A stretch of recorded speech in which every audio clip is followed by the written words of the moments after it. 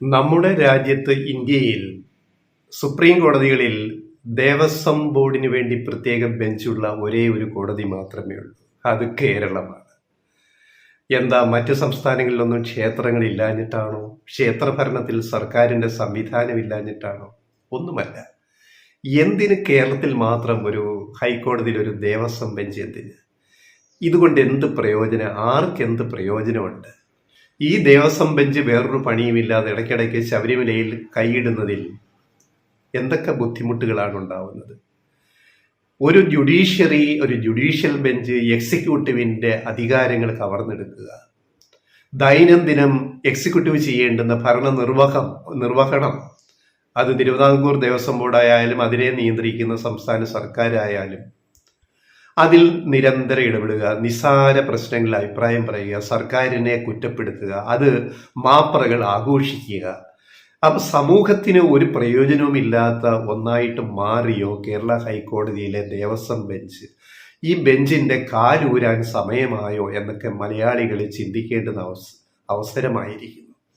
അല്ലെങ്കിൽ ഈ ദേവസ്വം ബെഞ്ച് ഇതേ രീതിയിൽ മുന്നോട്ട് പോയാൽ അടിസ്ഥാനരഹിതമായ കാര്യങ്ങൾ വരെ പറയാൻ തുടങ്ങിയ സ്ഥിതിക്ക് ഈ ബെഞ്ചിനെതിരെ, ഹൈക്കോടതിയിലെ ദേവസ്വം ബെഞ്ചിനെതിരെ കേരള സർക്കാരോ ദേവസ്വം ബോർഡോ സുപ്രീം കോടതിയെ സമീപിക്കേണ്ട സമയം ആയിരിക്കുന്നു. ഒന്ന് സമീപിച്ചു കഴിഞ്ഞ സെപ്റ്റംബറിൽ, പക്ഷെ അത് കൂടുതൽ മുന്നോട്ട് നീങ്ങിയിട്ടില്ല. അതിന് പിന്നിൽ എന്തോ ദുരൂഹതയുണ്ട് എന്നാണ് ഞങ്ങളുടെ വിചാരം, സംശയം. അപ്പൊ ഈ ദേവസ്വം ബെഞ്ച് എന്താ ചെയ്യുന്നത്? ഇവർക്ക് എന്താണ് ജോലി ശരിക്കും? കേരളത്തിൽ 3000-ലധികം ക്ഷേത്രങ്ങൾ ദേവസ്വം ബോർഡുകളുടെ നിയന്ത്രണത്തിലുണ്ട്. അഞ്ച് ദേവസ്വം ബോർഡിന്റെ, ഈ പറയുന്ന തിരുവിതാംകൂറും കൊച്ചിയും മലബാറും പിന്നെ കൂടൽമാണിക്യവും ഗുരുവായൂർ ദേവസ്വം എന്ന് പറഞ്ഞ് 5 ദേവസ്വങ്ങളുടെ കീഴിൽ 3000-ലധികം ക്ഷേത്രങ്ങളുണ്ട്. ഈ ക്ഷേത്രങ്ങളിലെ 1/4 ക്ഷേത്ര ജീവനക്കാർക്കും പട്ടിണിയാണ്, പരിവട്ടമാണ്. അവർക്ക് ശമ്പളം, ആ ക്ഷേത്രങ്ങൾ സ്വതന്ത്രമായിട്ട് നോക്കിയാൽ അവിടെ ശമ്പളം കൊടുക്കാൻ വരുമാനമില്ല. അവിടെ കാണിക്കയിടുന്നത് പോരാ. പിന്നെന്താണ്, വർഷാവർഷം ശബരിമലയിൽ വീഴുന്ന അയ്യപ്പ ഭക്തരുടെ കോടികളുടെ കിലുക്കത്തിലാണ് ഈ പറയുന്ന മറ്റ് ക്ഷേത്രങ്ങളിലെ പട്ടിണിക്കാരായ ക്ഷേത്ര ജീവനക്കാർക്ക് ശമ്പളവും മറ്റ് ആനുകൂല്യങ്ങളും ഒക്കെ കൊടുക്കുന്നത്. അപ്പൊ എന്തുകൊണ്ട് ക്രിസ്ത്യൻ പള്ളികളെ പോലെ അല്ലെ മുസ്ലിം മോസ്കുകളെ പോലെ സ്വതന്ത്രമായ സംവിധാനത്തിലല്ലാതെ ദേവസ്വം ബോർഡിന് കീഴിൽ, സർക്കാർ സംവിധാനത്തിന് കീഴിൽ ക്ഷേത്രങ്ങൾ പ്രവർത്തിക്കുന്നു? ഇത് ഹിന്ദുക്കളെ അങ്ങ് വിശ്വാസികളെ ഏൽപ്പിച്ച് അവർ നടത്തിയാൽ പോരെ എന്നൊക്കെ നമുക്ക് ചിന്തിക്കാം. എന്തുകൊണ്ട് ഇങ്ങനെ വന്നു എന്നുള്ളത് ഇവിടെ പറയാൻ തുടങ്ങിയ ആ വീഡിയോ നീണ്ടുപോകും. സംശയമുള്ളവർക്ക് ഇത് അറിയണമെങ്കിൽ, അല്ലെ അത് വേറൊരു പ്രത്യേക വിഷയമായിട്ട് അവതരിപ്പിക്കണം, അറിയണമെന്നുണ്ടെങ്കിൽ നമുക്ക് 1951 Madras Hindu religious and charitable endowment act, ഇതിന്റെ ആദ്യ രൂപം മുതൽ ഇങ്ങോട്ട് നോക്കിയാൽ മതി. എന്തുകൊണ്ട് ഇങ്ങനെ സംഭവിച്ചു?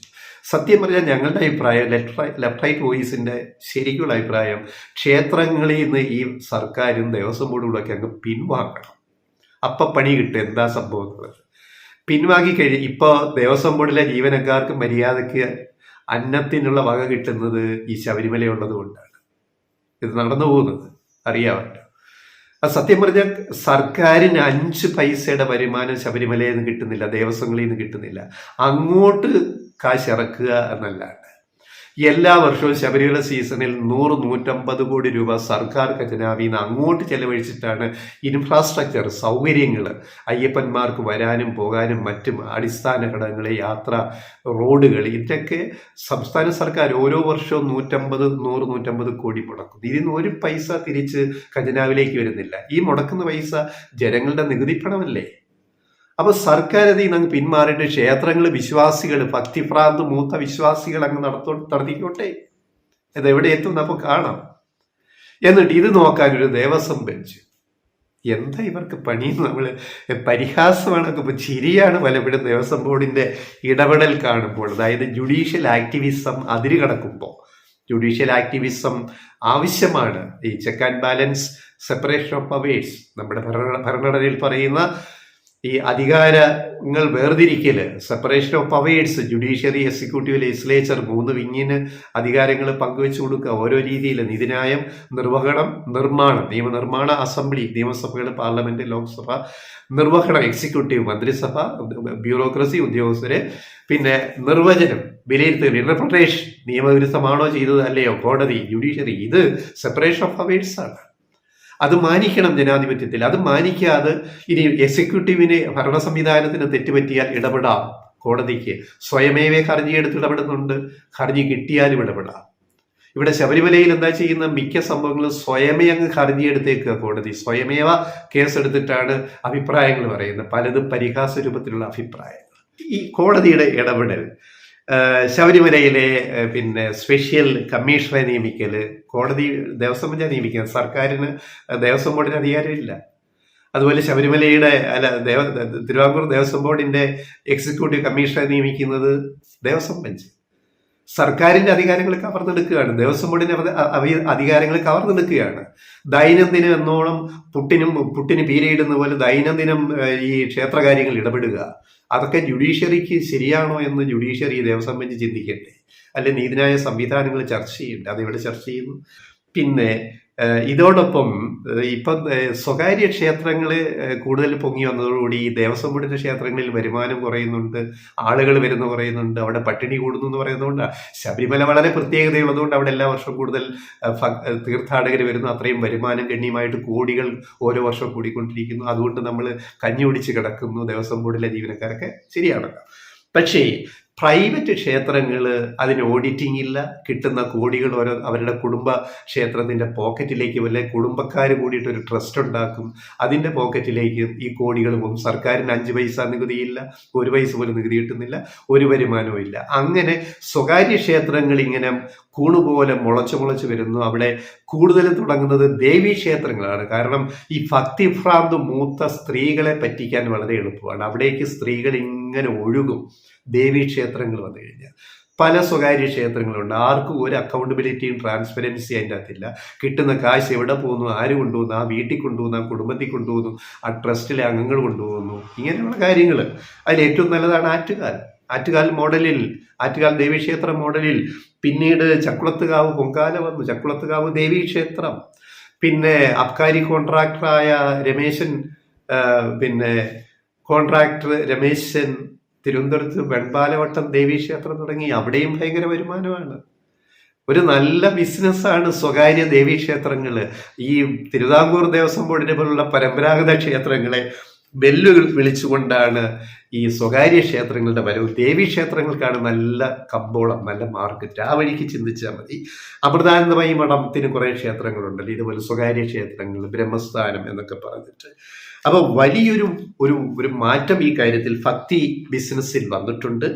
അത് പെണ്ണുങ്ങളെയാണ് ലക്ഷ്യം വെക്കുന്നത്, സ്ത്രീകളെ, ഭക്തരായ, ഭക്തിഭ്രാന്ത് മൂത്ത അതിഭക്തരായ സ്ത്രീകളെയാണ് ആറ്റുകാലും ചക്കുളത്തുകാവിലും ഈ വെൺപാലവട്ടത്തും ഇങ്ങനെ ഡോക്ടർ ബിജു രമേശൻ കോൺട്രാക്ടറുടെ മകൻ ഡോക്ടർ ബിജു രമേശിന്റെ വെൺപാലവട്ടം ദേവി എന്ത് ചെയ്തു തരുന്ന ദേവിയാണ്. ജസ്റ്റ് അവിടെ നിന്ന് പോയാൽ മതി എന്നാണ് അതിൻ്റെ പരസ്യം.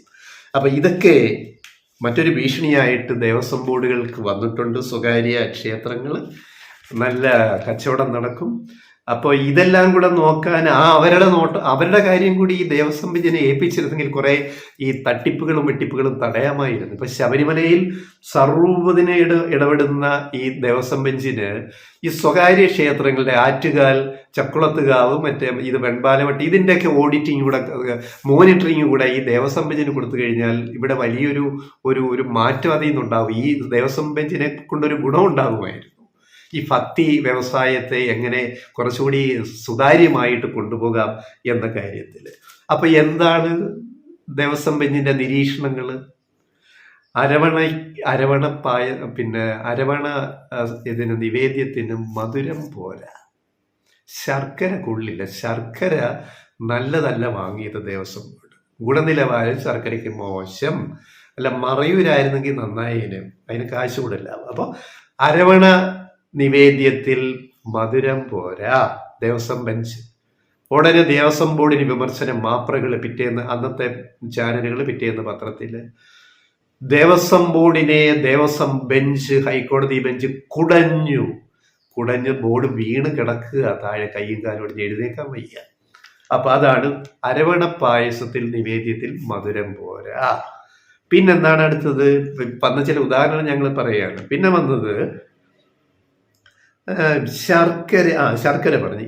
ഏലക്കയിൽ രാസവളം കൂടുതലാണ്, രാസവസ്തു കൂടുതലാണ്. അപ്പോ ഏലക്ക വാങ്ങുന്നതിൽ സൂക്ഷിക്കണം, ശ്രദ്ധിക്കണം. ഭക്തരുടെ, തീർത്ഥാടകരുടെ ആരോഗ്യ പ്രശ്നമാണത്. ആര്? ദേവസ്വം ബെഞ്ച്. മാപ്രകൾ അച്ചു നിരത്തി ഗൺമൈക്ക് വെച്ചു, കുഴൽ വെച്ചു. ദേവസ്വം ബെഞ്ച് വീണ്ടും സർക്കാരിനെ കുടഞ്ഞു, ദേവസ്വം ബോർഡിനെ കുടഞ്ഞു. ഏലക്കയിൽ രാസവസ്തു സാന്നിധ്യം വളരെ കൂടുതലാണ്. അതുകൊണ്ട് രാസവസ്തു ഇല്ലാത്ത ഏലക്ക ഇനി മുതൽ അടുത്ത തീർത്ഥാടന കാലം മുതൽ ഉപയോഗിച്ചാൽ മതി. ടിം. എന്താ കഥ? ഈ രാസവസ്തു, കെമിക്കൽ ഇല്ലാത്ത ഏലക്ക എവിടെ കിട്ടും? അതിനെയും വല്ല അന്യഗ്രഹങ്ങളിൽ വല്ലതും പോയെങ്കിലേ കിട്ടുള്ളൂ. നമുക്ക് കിട്ടുന്നത് ഇടുക്കിയിലെയും പിന്നെ അതുപോലുള്ള ഹൈ റേഞ്ചിലെ ഏലക്കയാണ് ഫേമസ്. ഏലക്ക കൃഷി പോയി നോക്കിയറിയാൻ, രാസവള പ്രയോഗം നടത്തി സ്പ്രേയും അടിച്ച് ഏലക്ക കൃഷി ചെയ്തില്ലെങ്കിൽ ഒരൊറ്റ ഏലക്ക ഞൊണ്ണാൻ കിട്ടത്തില്ല, പായസത്തിടാനും കിട്ടത്തില്ല, പ്രഥമനകത്തിടാനും ദിവ്യത്തിടാനും കിട്ടത്തില്ല. അത് മുഴുവൻ കീടങ്ങൾ തിന്നുപോകും. അപ്പോൾ സ്പ്രേ വിഷം അടിച്ചിട്ടാണ് ഏലക്ക ഇങ്ങോട്ട് വരുന്നത്. ആ ഏലക്ക നമ്മൾ ഏത് മാർക്കറ്റിൽ പോയി വാങ്ങിയാൽ അതിൻ്റെ അകത്ത് കെമിക്കൽ ഉണ്ടാവും, വിഷവസ്തുക്കൾ ഉണ്ടാവും. ദേവസ്വം ബെഞ്ചിന്റെ വലിയ കണ്ടുപിടുത്തമാണ്. പിന്നെ കാനനപ്പാതയിൽ ആനപ്പിണ്ടം വീണ് കിടക്കുകയാണ്. അത് മാറ്റിക്കൊടുത്തിട്ട് ഈ തീർത്ഥാടകർക്ക് യാത്ര സുഗമമാക്കണം വഴി. കാനനപ്പാതയിൽ ആനപ്പിണ്ടം കിടക്കണം. ആനയോട് പറയാൻ പറ്റുമോ നമുക്ക് അവിടെ പിണ്ടമിടരുത്, അങ്ങ് അപ്പുറത്ത് പോയിട്ടേക്കണം എന്ന് പറയാൻ പറ്റും? അപാര ബുദ്ധിയാണ് ഈ ദേവസ്വം ബെഞ്ചിന്റെ നിർദ്ദേശങ്ങൾക്ക്. ആന പിണ്ടമിടുന്നത് എവിടെയാണെന്ന് മുൻകൂട്ടി നിശ്ചയിച്ചോണം. കാനനപ്പാതയിൽ പിണ്ടമിടാൻ പറ്റില്ല. ഇതിനൊക്കെയാണ് ഈ ബെഞ്ച് സമയം കളയുന്നത്. പിന്നെ ഇങ്ങനെ പലതുമുണ്ട്. അപ്പൊ ഇതെല്ലാം കണ്ടിട്ട് മാധ്യമങ്ങൾ ആഘോഷിക്കും. സർക്കാരിനെ തൂക്കിയെടുത്തെറിഞ്ഞു ദേവസ്വം ബെഞ്ച്, ഹൈക്കോടതി ദേവസ്വം ബെഞ്ച്. തിരുവിതാംകൂർ ദേവസ്വം ബോർഡ് നിൽക്കക്കള്ളി ഇല്ലാതായി. രൂക്ഷ വിമർശനം കോടതിയുടെ, ദേവസ്വം ബെഞ്ചിന്റെ എന്നൊക്കെയാണ് കാര്യങ്ങൾ. അപ്പൊ ഇതൊക്കെ സുപ്രീം കോടതിയിൽ ഒരിക്കൽ സെപ്റ്റംബറിൽ ദേവസ്വം ബോർഡ് കേസ് കൊടുത്തു, ഹർജി കൊടുത്തു. തിരുവിതാംകൂർ ദേവസ്വം ബോർഡ് അത് സ്പെഷ്യൽ കമ്മീഷണറെ നിയമിച്ചുകൊണ്ട്, കമ്മീഷണറായിട്ട് ആഭ്യന്തര വകുപ്പ് അഡീഷണൽ സെക്രട്ടറി CV പ്രകാശിനെ നിയമിച്ച ദേവസ്വം ബെഞ്ച്, ഹൈക്കോടതി ദേവസ്വം ബെഞ്ചിന്റെ ഉത്തരവിനെതിരെ തിരുവിതാംകൂർ ദേവസ്വം ബോർഡ് സുപ്രീം കോടതിയെ സമീപിച്ചു, ഹർജി കൊടുത്തു. അതായത് ജുഡീഷ്യൽ ആക്ടിവിസം, ദേവസ്വം ബെഞ്ചിന്റെ ജുഡീഷ്യൽ ആക്ടിവിസം ദൈനംദിന പ്രവർത്തനങ്ങളെ തടയുന്നു, ബുദ്ധിമുട്ടുണ്ടാക്കുന്നു, ഇക്കാര്യത്തിൽ നടപടി വേണം എന്ന് പറഞ്ഞിട്ടാണ് സുപ്രീം കോടതിയെ ദേവസ്വം ബോർഡ് സമീപിച്ചത്. പക്ഷെ ആ കേസ് പിന്നെ ഹിയറിംഗിലേക്കൊന്നും അങ്ങനെ പോയിട്ടില്ല. അതിനകത്ത് എന്തോ ഒരു വെച്ച് താമസിപ്പിക്കൽ എന്തോ ഒരു കാര്യമുണ്ട്. അപ്പൊ അങ്ങനെ അതുപോലെ ശബരിമല സ്പെഷ്യൽ കമ്മീഷണർ നിയമിക്കുന്നത് ദേവസ്വം ബെഞ്ച്. ശരിക്കും ഇതിനുള്ള അധികാരം ദേവസ്വം ബോർഡിനാണ്, തിരുവിതാംകൂർ ദേവസ്വം ബോർഡിനാണ് ഈ കമ്മീഷണർമാരെ നിയമിക്കാനുള്ള അധികാരം. അത് കവർന്നെടുത്തിട്ട് ദേവസ്വം ബെഞ്ച് അങ്ങ് തീരുമാനിക്കുക. ഇതാണ് അതിര് കിടക്കുന്ന ജുഡീഷ്യൽ ആക്ടിവിസം, ജുഡീഷ്യൽ അമിതാധികാരം പ്രയോഗിക്കൽ എന്ന് പറയുന്നതിന് നല്ല എക്സാമ്പിൾസ്, ഉദാഹരണങ്ങളാണ് ഇതൊക്കെ. അപ്പോൾ ഇക്കാര്യത്തിലൊക്കെ ഒരു തീരുമാനം എപ്പോഴെങ്കിലും ഉണ്ടാകുമെന്ന് നമുക്ക് പ്രതീക്ഷിക്കാം.